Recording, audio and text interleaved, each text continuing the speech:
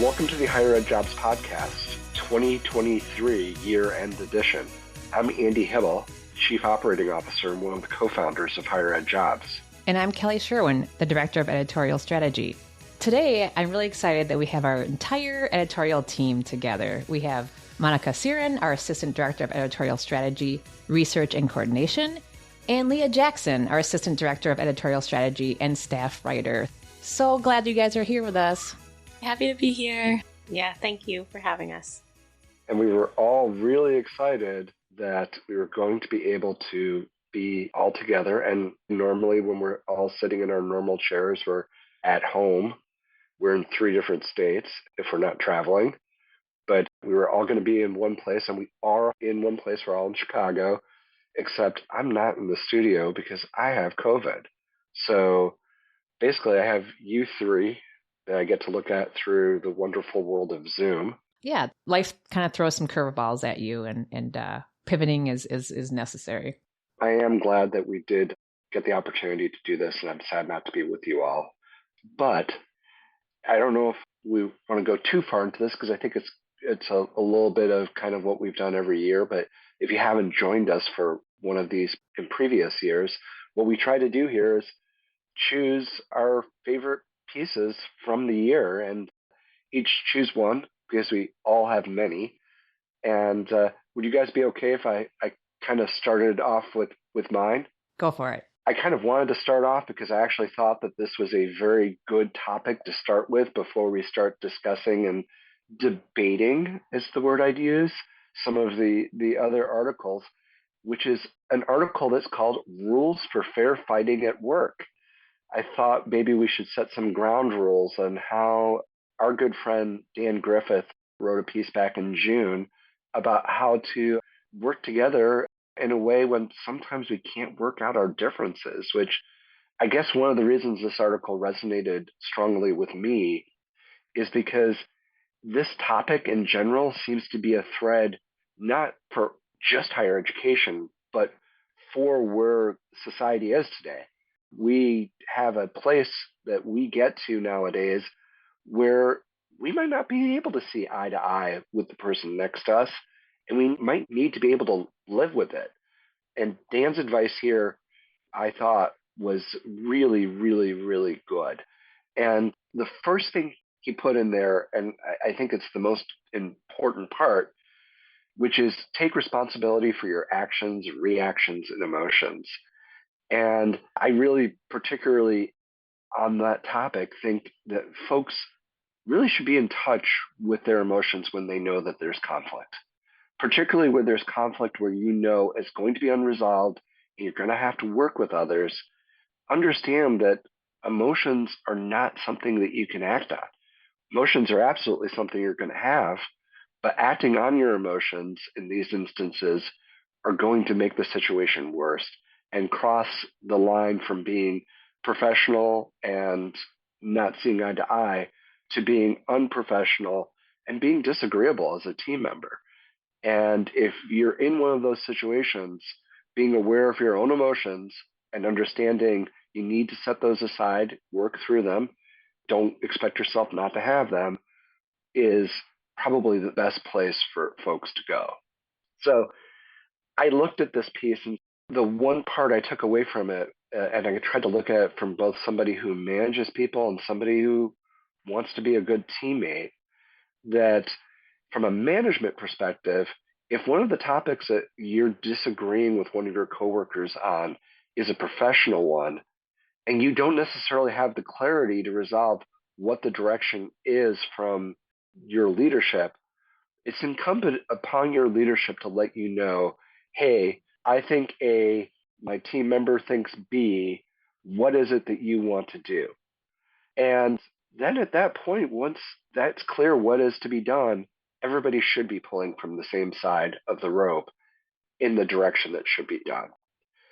That's not always the case. And if you find yourself in a situation when leadership's not doing that, I think really starting to strategically think about how you approach collaboratively, probably with your teammate who you're not necessarily seeing eye to eye with, and asking professionally of your supervisors what you should be doing is probably a great first step. And That was another piece of advice that Dan had offered, which is talk directly with the other person before going to others for help.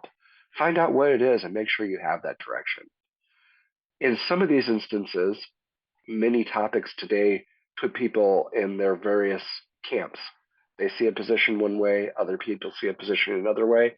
If it's unrelated to work, I think those are instances where there's enough things to work through in work that if you're finding yourself not necessarily agreeing with a coworker on a subject that's outside of work, but you find yourself coming back to it, I actually think this article is just a must read. So I don't know if other people have thoughts on it, but this was kind of a place where, it cut across everything else that we did. Like, no matter what you might see coming at you professionally, personally, from society, understanding how to do this just seems like not only is it a good skill professionally to have, it's just going to increase your day-to-day happiness in the world and with the people around you.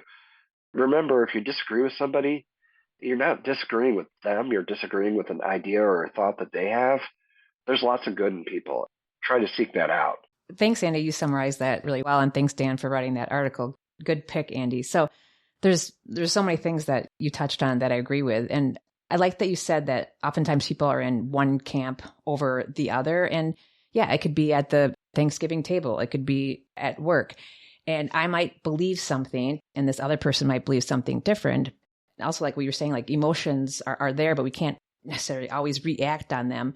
I think the word that stuck out to me when I was thinking of you explaining this article was respect. Even though I'm in this camp and the other person, my coworker, might be in the other camp, we still, as humans, have to respect one another. I might not always agree with the process, the thought, the idea that you have, but as humans, as coworkers, as colleagues, we do need to respect that let's agree to disagree on that and move on. Because you don't want to ruin a work relationship. You don't want to ruin a friendship over whatever it might be.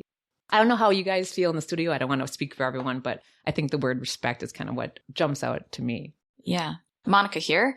I'm going to call myself out a little bit on this because I think especially within your team and your dynamics, it kind of changes depending on where you are in your career and what stage you're at. And I would consider myself pretty early in my career. And I think in the last year, I've really learned how to navigate those emotions. There'll be times where we're as a team in a meeting and I have to vocally say like, sorry, I'm just frustrated. And I think that actually sets the tone a lot for communicating with you guys and being like, okay, like this is a trigger point for Monica or whatnot. And I think that way it just builds a common understanding that when you move forward from that conversation, you can say, okay, I don't want to talk about it right now. It's a little frustrating. It's like a trigger point. Let's set it aside for a later meeting and let's get back to it. So I think in that sense too, like adding on to that, all of those perspectives, like adding in being okay with addressing what's frustrating you in your work environment in the moment, I think is really healthy because as a young professional, I wasn't taught that. I was kind of told to like, be a good professional and go to your meetings and put a smile on and just bottle it up. But I've learned in this last year, thanks to leadership with you guys, okay, if you have a problem, let's go. Like, let's talk about it. Let's address it. So that's just my take from my reflection of the year on that. That's awesome. And you're tapping into, and I know Andy knows I'm a huge fan of emotional intelligence. So yes. Yay. Thanks, Dawn. That was great. Yeah, I love what you said about being honest and upfront about what you're feeling. I think that really talks to what Dan is talking about in his article. And I love what Andy said about remembering that it's the idea that you disagree with, not the person. Yeah. I love what you said about finding the good in people because I think remembering that can help you find a way forward. I'm actually going to call out two coworkers by name who I've worked with for 27 years. That would be John Eikenberry and Eric Blessner. The times that we've disagreed is quite often, but the number of times that we agree and when we really agree is pretty amazing. And sometimes seeking the truth of why they're disagreeing with me for my sake and understanding what that is and knowing that they firmly believe what they firmly believe is a huge part of the process of understanding where my blind spots are in a particular topic and continuing to seek it. And I'm not sure we've ever gotten to a point where we're like, oh, it's pretty easy just disagreeing with one another. But I will say that I can honestly say for the past 5 to 10 years, we've really gotten to a point where we understand the process. We understand when we're in it. We're understanding when we do need to disagree. We understand that there's some topics we're never going to see eye to eye on, and respecting it. So I know mentioning them by name sounds a little harsh, but it's been the three of us for the past 27 years making a lot of decisions together. And knowing that we're not going to always see eye to eye is not necessarily a bad thing. It's actually been a good thing in most instances for us. It just doesn't always make the process easy. So, well, I'm excited to hear what you all have as far as your pieces. I'll go next with my article for the year. So I've selected the article titled Promoting Rural Inclusion in Higher Education by Dr. David Kurz and Dr. Christine Wilkinson. There's a number of reasons that I really connect to this piece. And I guess the first part is that I currently live in a very rural area, a small town in southern Minnesota. So I have that sense of how this really impacts the people that live in rural areas. But also with my academic research and my PhD research, I did focus on AI ethics in agriculture and looking at STEM fields and how that's being changed by the rural space and the rural academics that are out there doing STEM work and environmental science and all of that. So I think there's a lot of space here. And I just kind of wanted to set the stage a little bit because I think there is sometimes we forget how different rural life is compared to like where we are now in Chicagoland. We still use cash where I live, and here you might not even use your card. You just use your phone. So there's these little differences with life that I think if you're living in a metropolitan area, like you forget that there's places where you go and you can't use your card. Like this only takes cash and these little things that the lifestyle is just very different. And in this article, they say, for the Academy, rural inclusion promises expanded perspectives and new ways of knowing, such as rural values on the environment that may be underrepresented in urban areas. And this really speaks true to me. Throughout my research, I would go to these big academic conferences in metropolitan areas, and very rarely was the rural voice there to say what's actually happening in small areas, small towns, and an agriculture perspective. So for me, I think this is a growing space where it is like, hey, like to have that well-rounded perspective in whatever field you're in, let's consider the small rural institutions and what's going on there.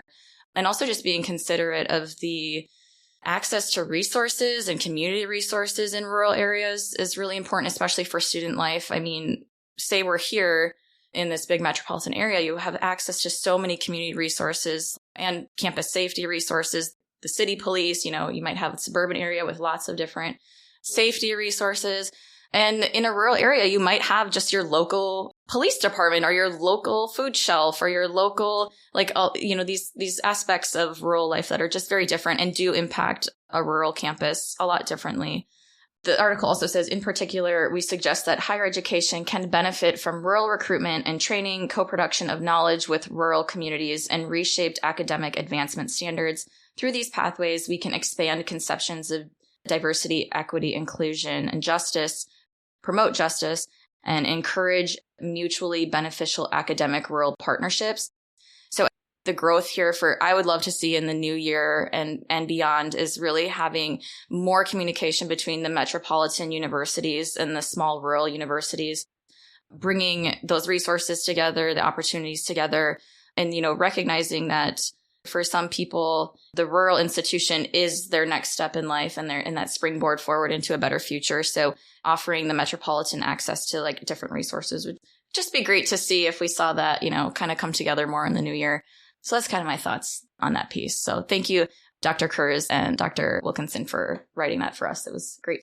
Yes. Thank you again to the writers for that. And thanks, Mon, for bringing that up. That was awesome. And as you were reviewing it and recapping it, the lens of DEI, definitely came in. And I think we have to remember, not only at Higher Ed Jobs, like our one of our goals is to make sure that we are not highlighting just the large institution in a urban area, and don't assume, like you were saying, don't assume that everyone is at a large institution in a metropolitan area and we have the same resources. But we want to highlight community colleges. We want to highlight smaller institutions. And all the things that you referenced were so important. So that was a great summary. Fantastic. It's interesting to me that the writers used diversity, equity, inclusion, and justice I'd also love to put that belongingness word in there in this discussion, because I think these efforts are about people feeling they're in the right spot. So from a faculty or staff member perspective, feeling that you're at the right institution that values you and you can make a difference is what everybody's seeking. And part of that is finding the right community that reflects you and what your life journey is all about in that.